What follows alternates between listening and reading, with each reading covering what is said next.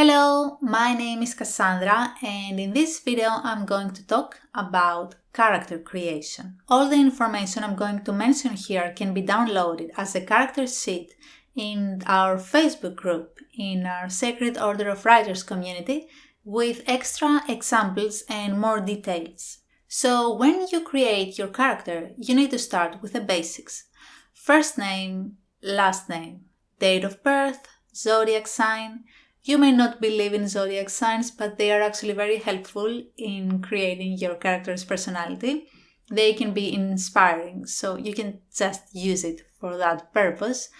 Your readers will most likely never need to know this information, but it's a good idea for you to know it. Then residency, where your characters live, occupation, what they do, if they work, what their job is, if they are studying, if they are students. And then you have the physical appearance, hair color, eye color. Although I have written them about my characters, I don't think they will ever be mentioned in the book. It's something that you need to figure out for yourself if it's needed in your novel. So it also depends on what kind of novel you're writing. If you're writing a romance story, there are some things that you will want to mention. But if you're writing a thriller or something else where the character's appearance is irrelevant, you may not need to mention these things. But it's a good idea to have an image in your mind. So physical appearance, outfit, which is great. You want to include outfit if it helps in your storytelling. Outfit can show a character's status, their financial status. It can show the era that your story takes place. And if your character does a specific job or if they go to school and they wear a specific uniform. And of course, outfit can also show parts of a character's personality. Someone who wears too much in order to show something to other people, or who wears too little because they are scatterbrained or they don't care. You can play around with this. I believe outfit is an interesting thing to have in your story, but it also depends on what kind of genre you're writing and what kind of story it is. Then we have scars and tattoos, if they exist in your story, and physical ailments, any disability, either physical or mental. After that, I divide my character creation in a category that has to do with the past and another one that has to do with the present. So past is all about your character's past, where they grew up. Did they have two parents? Were they raised by one parent? Did they have siblings? What was their relationship with their siblings? What kind of friends did they have in school, or were they loners? How was their first relationship like? Where did your characters grow up? Where were they raised? This also plays a role to how your character evolves as a person. And if their parents had a specific status, how their financial situation was, if they made any enemies at their school or in their surrounding environment. And the most interesting stuff is goals, successes, failures, and emotional wounds or traumas. I say this with a smile on my face because this is what really makes our characters deep. You do not want to create a character who doesn't have emotional traumas. You do not want to create someone who had the perfect childhood. I think it's very rare for something like this to happen, but even in these situations, a child most often experiences loss at some point in their lives.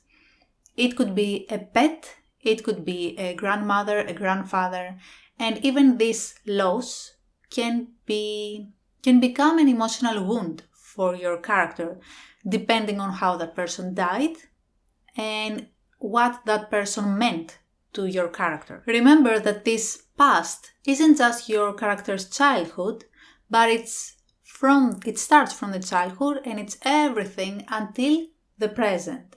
And the present is always the moment that your story begins. Now, when it comes to the present category, you want to analyze their strengths and their weaknesses. And this has to do with personality traits like being patient, being persistent, or giving up, being stubborn, being risky. It really depends on not only your character, but it also depends on your book. For example, you may have a character who is very good at technology and very skilled, but maybe you write a story that's completely irrelevant to that. Maybe it's a romance story and their skills will never play a part in the plot. So you don't really need to write this down.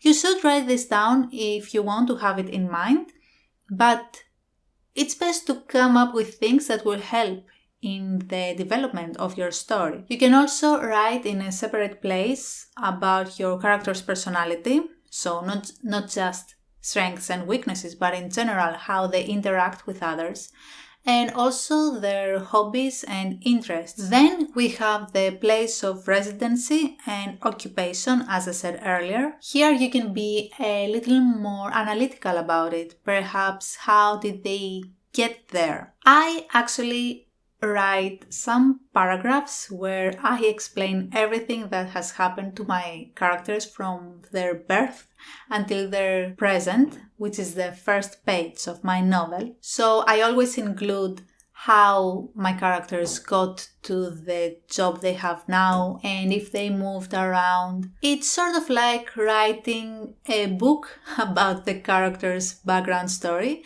but in small paragraphs with precise and targeted information. Then we have fears and secrets. Just like the emotional wounds, it's a very good idea to include this. It's okay if a character doesn't have a secret, but you definitely want to include a fear, if not many. Because when you create the conflict of your story, you will have more chances to force them in situations they wouldn't want to be in. If you include a secret, always remember that your secret needs to be relevant to your story, and always consider what the impact would be on your character and the world if their secret was revealed. Then we have the tags. Tags are a way to show your character's uniqueness. A character tag can be physical, such as a hand motion that they do all the time, or moving their hands a lot like I do, walking in a strange way, having a very peculiar hair color or eye color, or even something in their outfit. But it can also be non-material, such as a peculiar accent or repeating phrases or having a stutter, and it can even be a unique scent. When you decide on a character tag, it's important to write it down so that you remember it while writing your story. The last two very important things when creating a character is their conscious desire, also known as the external goal, and their subconscious need. It's very interesting when a character wants something, but what they need is the exact opposite. I have a detailed example in the character sheet, but just to make you understand this a little better, what a character wants is something that will give them pleasure for the time being. It's something that's going to temporarily satisfy them. However, the subconscious need is something that your character truly needs. And usually, as people, we don't know what we need, although we are well aware of what we want. This is a very effective way of creating conflict within the character, also known as internal conflict. It's important to remember, like I said in the video about what the first draft is and how to write it, that when you write the first draft, it's very, very possible that your character is going to reveal another side of them that you didn't expect to see. They may go against the conscious desire you had written for them, and they may reveal something else, something different. Always listen to your characters and change that conscious desire, change that subconscious need, according to what they reveal to you on paper. Thank you for watching. I hope you found this video insightful. Go over to our Facebook group in order to download the character sheet. There will be a link in the comments. And if you enjoy this content and wish to become a member of the Sacred Order of Writers and joining the writing challenges, you can subscribe to the channel, like the video, and post a comment to let me know if this information is helpful to you and if you have anything else to suggest when it comes to questions and things to consider when creating our characters. Thank you again for watching, and I will see you in the next video.